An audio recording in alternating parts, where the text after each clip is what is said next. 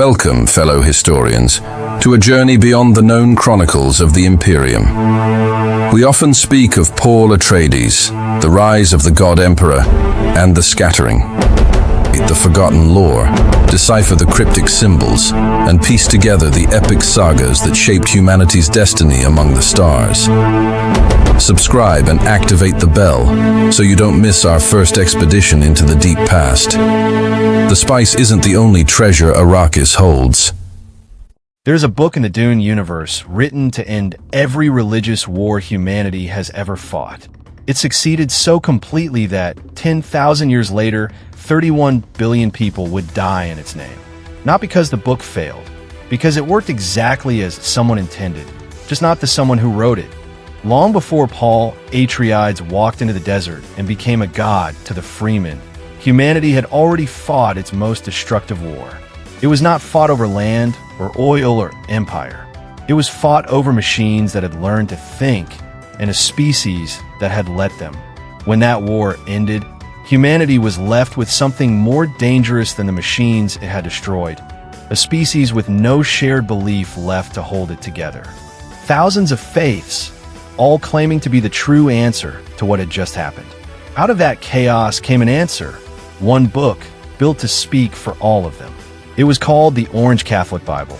And this is the story of how a text designed to unite the human species instead became the instrument that 10,000 years later would help crown a false messiah and start a jihad no one could stop. For nearly a century, humanity was ruled by machines built to think. Historians call this era the reign of the Titans, and later, the age of the thinking machines, a period the expanded chronicles of the Jihad describe in vivid, often brutal detail. What matters is not the names of the battles. What matters is what the war left behind. When humanity finally won, it did not simply destroy its enemy. It destroyed an entire category of technology, and with it, an entire way of solving problems. The prohibition was absolute. No machine would ever again be built in the likeness of a human mind.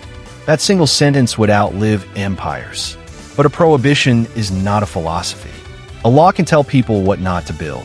It cannot tell them what to believe instead. And belief was the wound that never closed. In a vacuum left behind, religion did what it has always done in human history. It multiplied.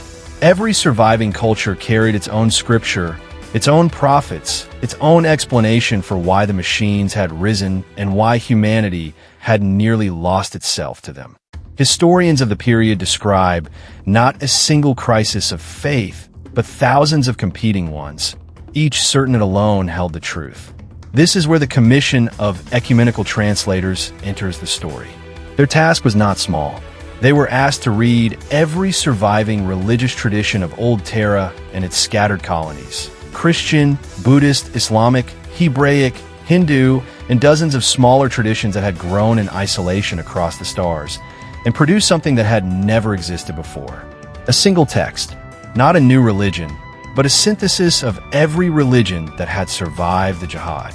The result was the Orange Catholic Bible. At its center sat the commandment that gave the entire post-jihad order its shape. No machine would be made in the likeness of a human mind. Around that commandment, the Commission wove centuries of moral teaching from a dozen traditions into something meant to feel to any believer from any world, like their own faith speaking back to them. It is worth sitting with what this actually was. Not a divine revelation discovered, a political and theological project built by committee in the aftermath of catastrophe with the explicit goal of preventing another one. Humanity's most influential scripture did not descend from a mountain. It came out of translation office. For a while, it seemed to work. The OC Bible spread across the Imperium faster than any single faith could have on its own, because it did not ask anyone to abandon what they already believed. It asked them to recognize their own beliefs inside a larger whole. But recognition is not agreement. Within a generation, the Zen-Sunni wanderers were reading the OC Bible one way. Orange Catholic Orthodoxy on the imperial worlds was reading it another. Isolated colonies, cut off for centuries at a time, were folding it into local tradition until the shared text produced entirely unshared conclusions. The Commission had solved the problem of the book. It had not solved the reader's problem. And somewhere in that gap, between what the text said and what people chose to hear in it, a far more patient kind of power was already beginning to take notes. The Bene Gesserit did not create the Orange Catholic Bible. They did something arguably more consequential. They studied it, and they understood, faster than anyone else in the Imperium, exactly what it was for. A universal scripture is, among other things, a shared vocabulary. Prophecy, messianic longing, the idea of a chosen one who arrives to save a suffering people. These were not new inventions. They already lived inside the OC Bible's inherited traditions, waiting. The sisterhood recognized that this vocabulary could be spoken deliberately, planted like seed, and left to grow for as long as necessary. This program had a name, the Missionaria Protectiva. Its purpose was simple to state and staggering in scale. Bene Gesserit missionaries traveled to isolated, primitive worlds and planted religious beliefs drawn from OC Bible tradition. Prophecies of a Messiah, an outworld Savior, a chosen woman who would bear him, not for the benefit of the people who received them, for the benefit of whichever Bene Gesserit operative might one day need instant religious authority on that world and find the myth already waiting. This is the moment worth pausing on because it changes how everything before it should be understood. The Orange Catholic Bible was written to give humanity a shared faith. The Missionaria Protectiva turned that shared faith into shared vulnerability, a set of beliefs so widely distributed and so deliberately similar from world to world that they could be triggered almost anywhere by anyone trained to recognize the pattern. On Arrakis, this became the legend of the Lisan al-Gaib, the voice from the outer world, a prophesied Messiah who would lead the freemen to freedom. It was not born from freeman tradition alone. It was seeded there generations before Paul Atreides was born by Bene Gesserit missionaries carrying OC Bible language dressed in local form.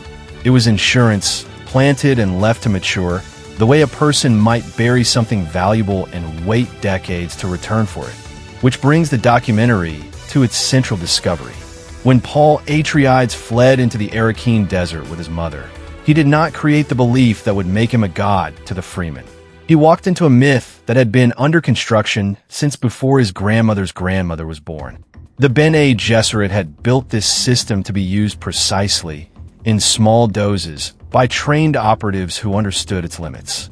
What they had not planned for was someone outside their control activating it completely.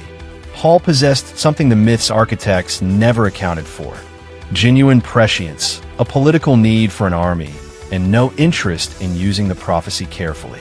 He did not borrow the Lisan al-Gaib legend. He became it entirely and let it become real. The consequences moved faster than any institution could contain. Freemen who had waited generations for a savior found one who could see the future and command their loyalty with total conviction. Political enemies who dismissed prophecy as superstition discovered too late that an entire people's willingness to die had already been arranged for them, long before Paul ever set foot on Arrakis. What followed was not a local uprising. It became the Jihad, a wave of religious war that spread across the Imperium in Paul's name, killing by the billions, carried by an army that believed it was fulfilling a prophecy older than any of them understood. The Bene Gesserit had spent 10,000 years building religion as a tool of control. They had never imagined the tool using them. By the time the Jihad had run its course, the Orange Catholic Bible had achieved something its original authors never intended and could never have predicted. It had unified humanity, not through shared belief, but through shared bloodshed, carried out in the name of a prophecy the book itself had helped make possible. Paul understood this better than anyone, and it destroyed him from the inside. He had not set out to become a messiah. He had used the myth because it was the only weapon available to a prince with no army of his own, and once used, it could not be put down. In the years that followed, he would describe watching the Jihad spread across worlds he had never visited, in a religion built partly from his own name, and knowing he could not stop it even with the power to see the future. Prescience had shown him the war coming. It had not shown him a way out. This is the cost the documentary has been building toward.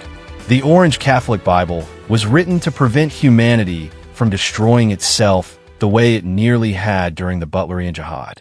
Instead, it became, through the patient work of an institution that understood Scripture better than the people who wrote it, the raw material for an even greater catastrophe. One measured not in machines destroyed, but in a species that could still be moved to holy war by a story planted generations in advance. What survived the jihad was not unity. It was the lesson underneath it. A single sacred text can standardize language. It cannot standardize belief. And in that gap, between the word on the page and the meaning a person chooses to find in it, there's always room for someone patient enough to write the ending before anyone else knows the story has begun. The Bene Gesserit believed they were the ones writing that ending. For 10,000 years, they were right.